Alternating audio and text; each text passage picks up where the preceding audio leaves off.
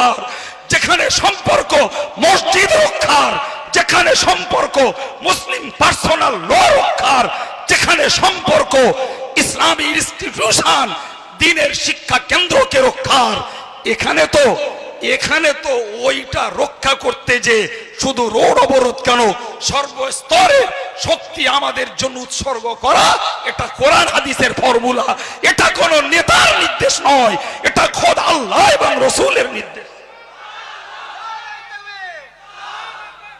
কালকে আবার গোলাবে বলে, এই তো কাইম সাহেব বললে যে এ কাজ করা যাবে না, আজকে আবার ওনারাই বলতেছে না তোমরা সব লাগো।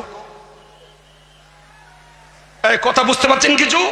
এই দুটোর পার্থক্য সেন্স থাকতে হবে, দুটোকে এক করলে হবে না ভাই, দুটোকে এক করলে হবে না। জি, ইসলামের মান রক্ষার জন্য আন্দোলন, ইসলামী মান রক্ষার জন্য প্রয়োজনে অস্ত্র ধারণ, ইসলামের মান রক্ষার জন্য শক্তির উৎসর্গ, ইসলামের মান রক্ষার জন্য নিজেদের জীবন উৎসর্গ, এটা তো আপনার আমার ঈমানের জন্য একটা রক্ষা কবচ। ঠিক কিনা বলেন? প্রিয় নবী বলেছেন, যে মুমিনের ভিতরে প্রয়োজনে জিহাদের আগ্রহ থাকে না, ও মুমিন নয়, ও মুনাফিক।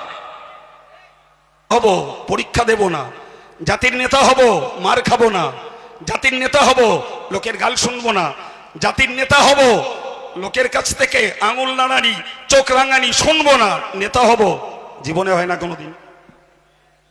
কথা বলেন, তাহলে জাতির নেতা হতে গেলে মার খাওয়া লাগবে, জাতির নেতা হতে গেলে গাল শোনা লাগবে, জাতির নেতা হতে গেলে যে কোনো নিম্ন পর্যায়ের ব্যক্তিত্বেরও চোখ রাঙানি শুনতে হবে, জাতির নেতা হতে গেলে জি চিটিংবাজ গাল শুনতে হবে, জাতির নেতা হতে গেলে মেরে খাচ্ছে গাল শুনতে হবে, জাতির নেতা হতে গেলে স্বার্থপর গালি শুনতে হবে, জাতির নেতা হতে গেলে কখনো বা সম্মান ধূসরিত হবে, জাতির নেতা হতে যাব নিজস্বটাকে বিলীন করতে হবে, তবে হয়তো একদিন এই ত্যাগের পুরস্কারে নেতৃত্ব পাওয়া সম্ভব।